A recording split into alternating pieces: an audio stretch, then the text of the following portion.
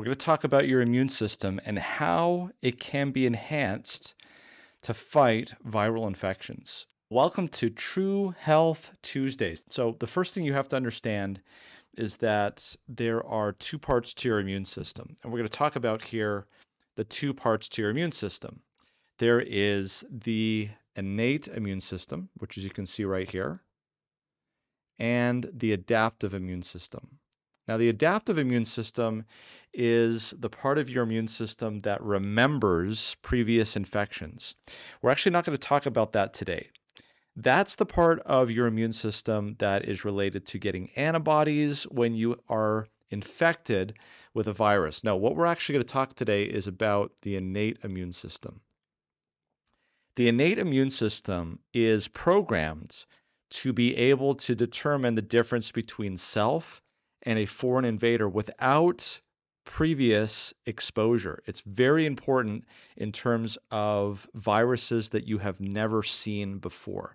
And the players you can see here outlined, specifically the monocyte, which is a cell that eats things, and of course the natural killer cells, which is also very important.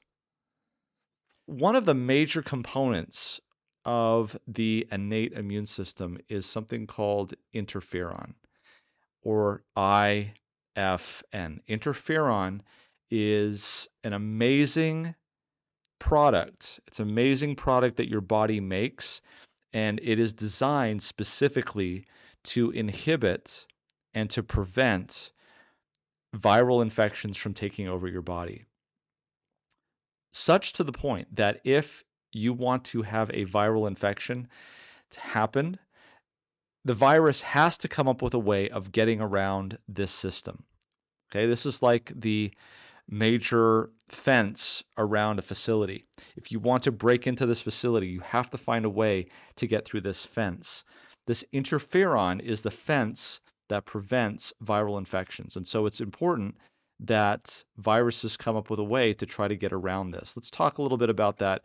There's been a number of studies that have looked at this. This is one that is from 2002, so over 20 years ago, we had some information about this. And here they talk about viruses and interferon, a fight for supremacy. So in other words, viruses are trying to get into the human body, and interferon is one of those special tools that your innate immune system uses to prevent that from happening.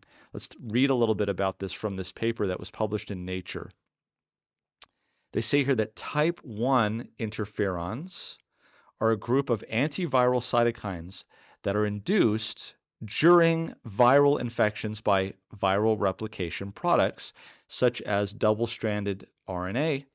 And so this is a trigger, if you will. If this is present, this is going to trigger this type of an immune response. So these IFNs, or interferons, exert their biological functions by binding to specific cell receptors. This in turn triggers the intracellular interferon signaling pathway. And you can see that here later on. This eventually induces the expression of a large number of interferon secreting genes. So those are ISGs, as you can see here, the workhorses of the IFN response. They set up an antiviral, antiproliferative, and immunoregulatory state in the host cell. However, most, if not all, viruses have, it says here, evolved a broad spectrum of strategies to block and interfere the IFN pathway. In other words, again, if the virus wants to be successful, it's got to figure out a way to get around interferon. Common viral strategies include blocking interferon induction and expression, intercepting receptor binding of IFNs through a viral decoy, perturbation of intracellular IFN signaling pathway, and directly downregulating the level expression of these IFN stimulated genes, as you can see here. Okay, so let's take a look here and see, specifically talking about COVID in this case, what has been going on. So let's jump to, now we're looking at June 1st here in 2020. And they say here that studies of SARS and MERS suggest that interferon response is delayed. Okay, so these are successful viruses that have been delayed. Compared with coronaviruses that cause mild disease with milder causes, these two coronaviruses that can cause severe disease. The patients with severe SARS or MERS have higher viral loads and delayed interferon responses. And they realized that even back then, for SARS and for MERS, that patients with more severe disease had less type 1 interferon activity in their blood. And we can see that here with SARS-CoV-2. Notice that if you look at interferon response here, that those with mild disease had higher interferon levels and those with critical disease had lower levels of interferon. So now enter this paper that was just published this year in August of 23, titled SARS-CoV-2 MAC1 is required for interferon antagonism and efficient virus replication in cell culture and in mice. Notice what they found here. SARS-CoV-2 has a gene called MAC1. Okay, MAC1 is a gene that is producing a protein. And what they found is that this specific transcription product, which is found here in the gene around ORF1AB, and specifically we're looking right here on the gene, that seems to convey resistance or at least some way of preventing innate immunity from the host in the form of interferon. And let's show you exactly what they found when they did research on this. What they found was that when they used bronchial cell cultures and when they used alveolar cell cultures, they found that compared to wild-type SARS-CoV-2 virus, when they put a deletion in the MAC1 gene, notice what happened.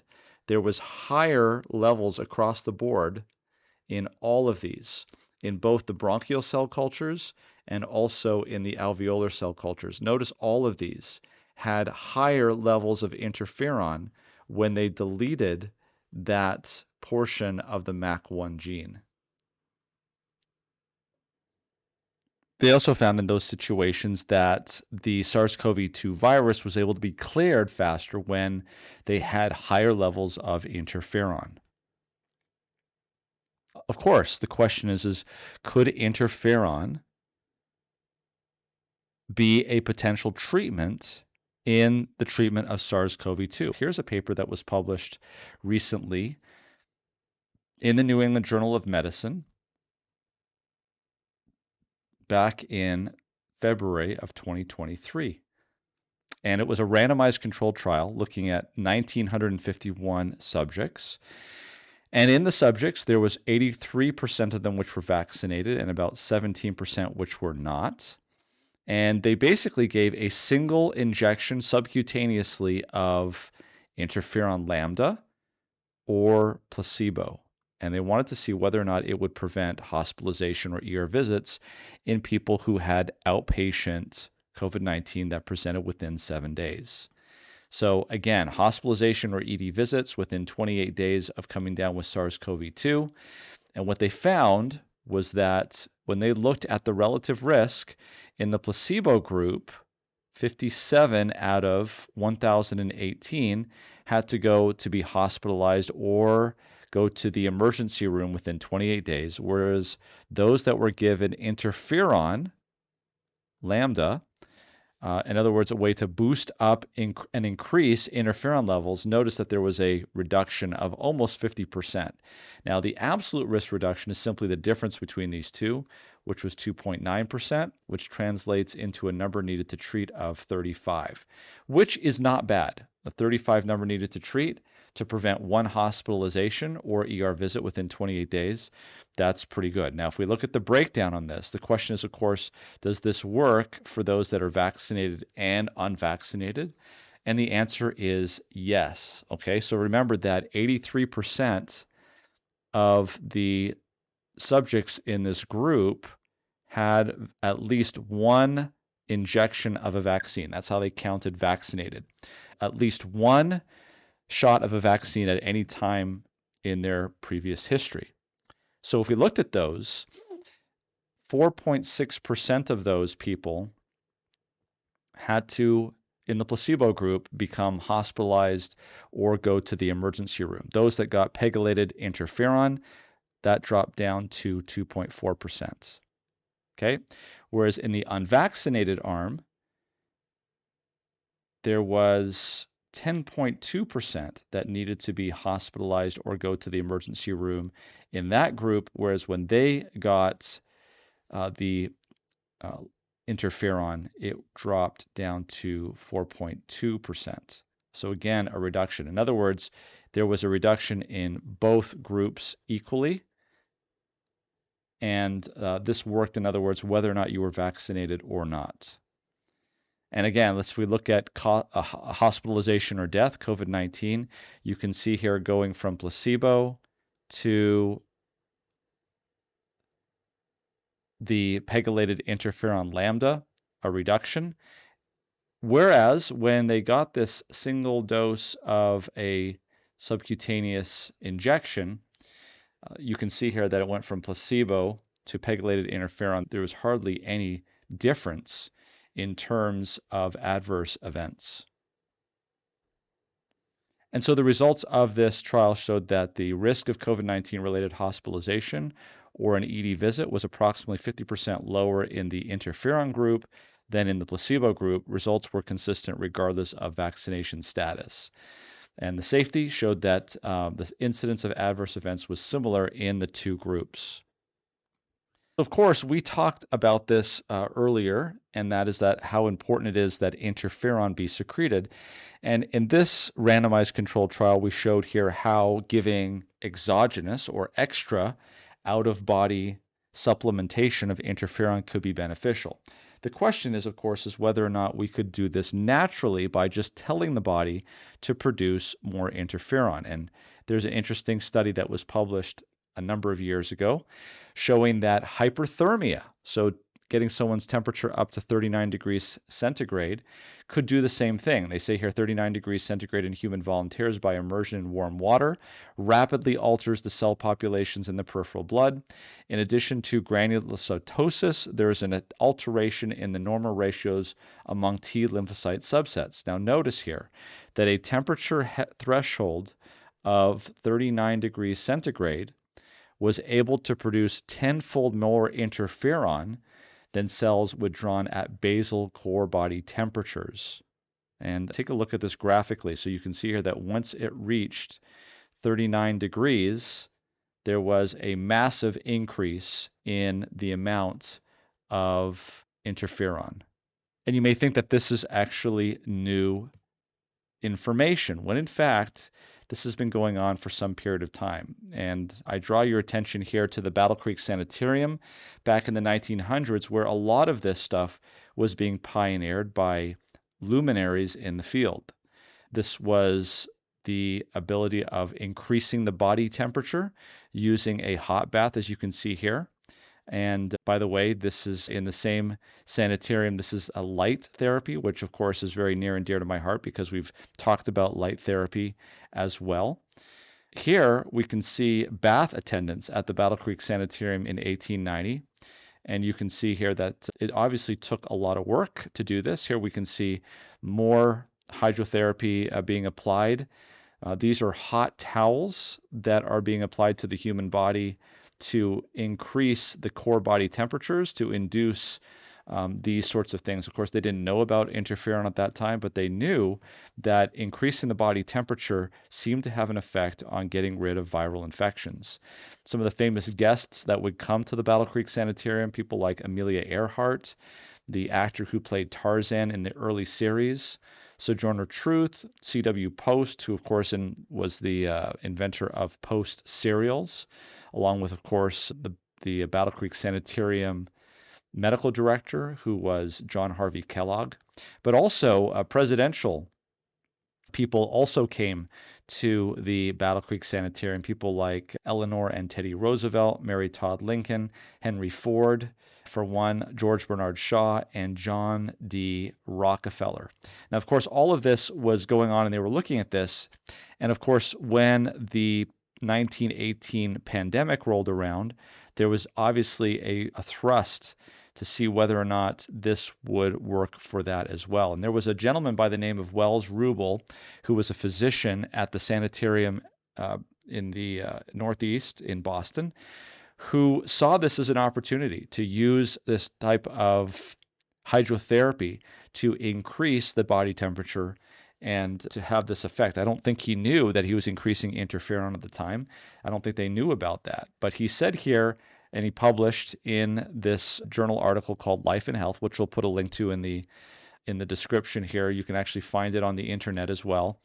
He says that the present epidemic of influenza has furnished excellent opportunity to test out the efficacy of rational treatment in dealing with respiratory disorders, especially in conditions accompanying and following attacks of influenza. Here is what he showed. He showed that in the Army hospitals, which he compared his treatment to, that early on they did not use things that would increase the temperature, but rather things that would decrease the temperature, things like aspirin, which had just come out in 1899. And notice that a whopping 16% of those that came down with illness in the Army camps went on to develop pneumonia, as opposed to only 2% in the sanitariums who were given these treatments to increase body temperature. And so they had very few pneumonia cases. Once you develop pneumonia, as you can see, there was a similar amount of people who came down with death from pneumonia, actually even more in the sanitariums. But because so few developed pneumonia, you can see here that they enjoyed 1/6 of the infection fatality rates that the Army hospitals did. Another example that I can find looking back, because we don't have randomized controlled trials on this, is the Danish-Norwegian seminary, the Hutchinson Seminary in Hutchinson, Minnesota. There was an article that was published when, during the pandemic, the entire seminary came down with an illness very quickly. And we can see it here, actually published not in a scientific journal, but actually in a religious periodical. And it reported on what was going on there in the Northwest, in Minnesota. And it says here, and I'll just blow it up here, is on the authority of Dr. Fred Shepard, health officer of Hutchinson City, it may be stated that no public institution in the state of Minnesota up to date made a record in handling influenza, the worldwide epidemic that has swept millions into their graves, like that to the credit of the Hutchinson Seventh-day Adventist Seminary.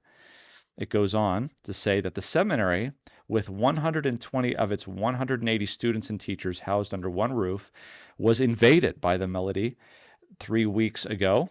Symptoms of the malady developed with some 90 of these, and under the direction of Dr. H.E. Larson, a graduate physician, member of the seminary faculty, every person showing indication of sickness was at once put to bed with a trained nurse taking the temperature and watching for symptoms of the epidemic.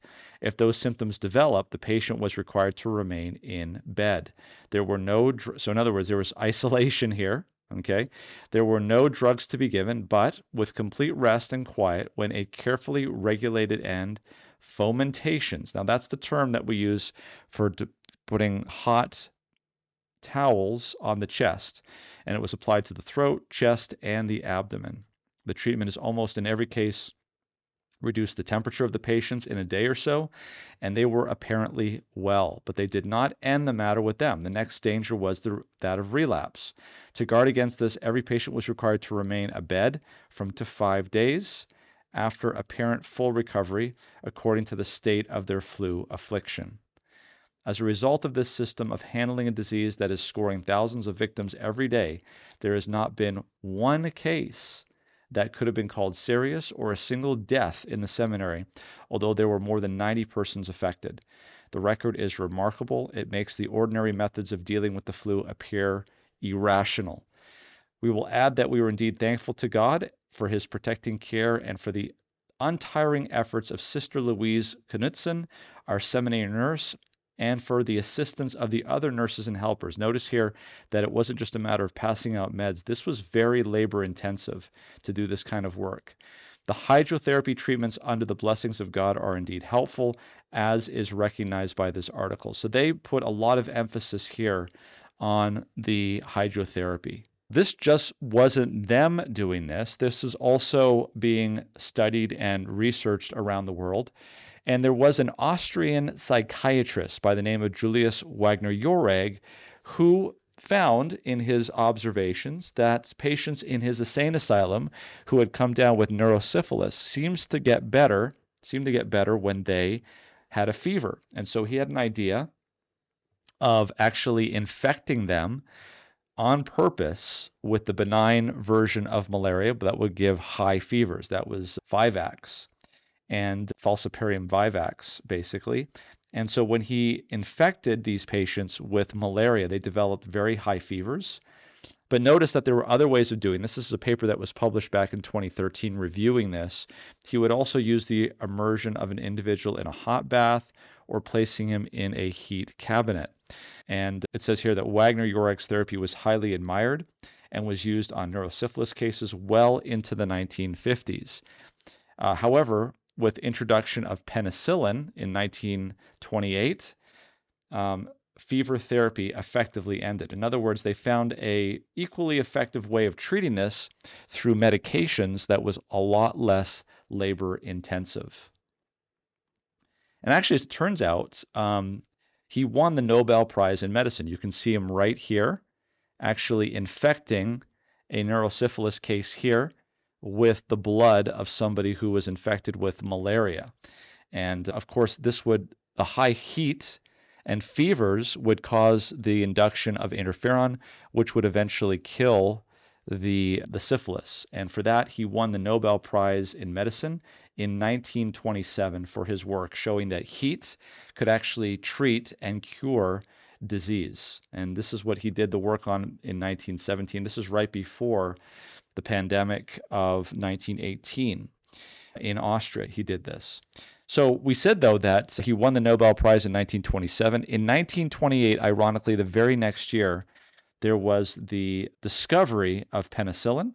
And we have Alexander Fleming who discovered this medication, and it would kill bacteria on these petri dishes. And for that, he won the Nobel Prize in 1945 for the discovery that was occurring in 1928. And this set us on a completely different path. This looked at randomized controlled trials with medications. This was much less labor intensive, and it was able to affect. And so what we did here, and I want you to notice the paradigm shift, is instead of finding ways to enhance the body's ability to clear the infection itself, instead of finding ways of enhancing the body's own immunity, what we started to do was do a lot of the complicated work that the immune system was doing and actually find chemicals and products that would affect the bacteria itself without necessarily affecting the human body as much as possible. So these medications, otherwise known as antibiotics, were discovered, which were much easier to administer. And so as you can see, remember now, we had the bath attendants, very labor intensive, but these treatments were effective at inducing the interferons that would overcome the infection of the virus. Now, a lot of this work from 1928 on involved randomized controlled trials. There weren't a lot of randomized controlled trials prior to that. And so when this type of treatment was at its heyday, they didn't actually test this using randomized placebo-controlled trials. Of course, it'd be hard to do placebo-controlled trials, but it wasn't done. And so the issue here is that we do not have very good randomized controlled trials showing that this form of therapy works. However, there was a time where it was the standard of care, and it was what everyone did to improve outcomes in viral infections. And the reason why I think this is important is because as we talk about the pandemic and we look at the pharmacological supply chains and how complicated they are, how difficult they are, and how we could run out of these things, as we remember not only this pandemic that we have just come into and are still in some cases here, But we also think about future pandemics. Let it not be forgotten that it took us over a year to develop a vaccine for this pandemic. And so if we're looking for a way to treat a viral outbreak, don't depend on a vaccine that may or may not be already developed for that virus. Similarly, a lot of people have argued that there are off-label, already manufactured medications that might be beneficial against such a vaccine or such a viral outbreak. That is not taken for granted. That may not be the case. There may or there may not be something that is effective against viruses at that point. However, we can say this, that if there is something that is effective, there is a very good chance that it's not going to be universally available for a number of reasons. Number one, the supply chain is very fragile. Number two, there is a bottleneck in terms of prescriptions and pharmacists. And number three is that if it is effective, it will likely be hoarded and taken for resale, just like toilet paper was. And I think that this is probably our best shot at having something that we could use if we could learn how to use this, if we could be intelligent in its use for a potential outbreak in the future. And I'm not the only one that's thought of this.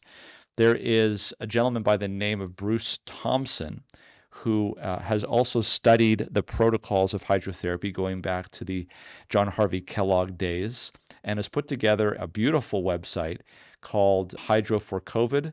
This is also available on the domain site traditionalhydrotherapy.com, where it goes through very specifically how these things are to be done and how they were done. And I believe it's a very actually forward-thinking website. It's very specific.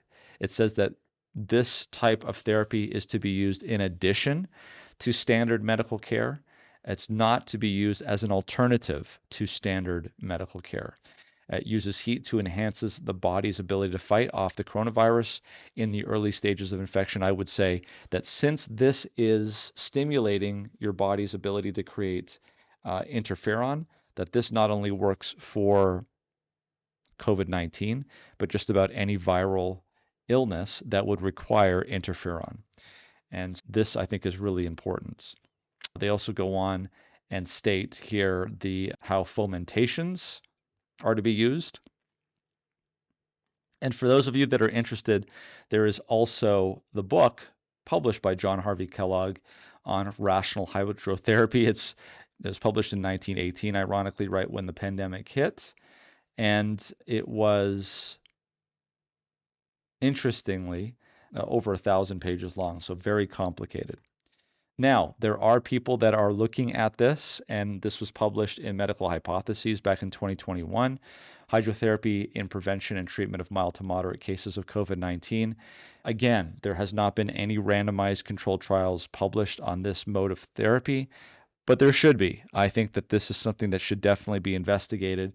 It could be done very easily, and its investigation would be worthwhile. So my advice would be to learn how to do hydrothermal therapy or hydrotherapy. I highly recommend going to the website hydro4covid.com and learn how to do this type of therapy, especially as we're entering into the flu season and COVID-19 is still something that is there.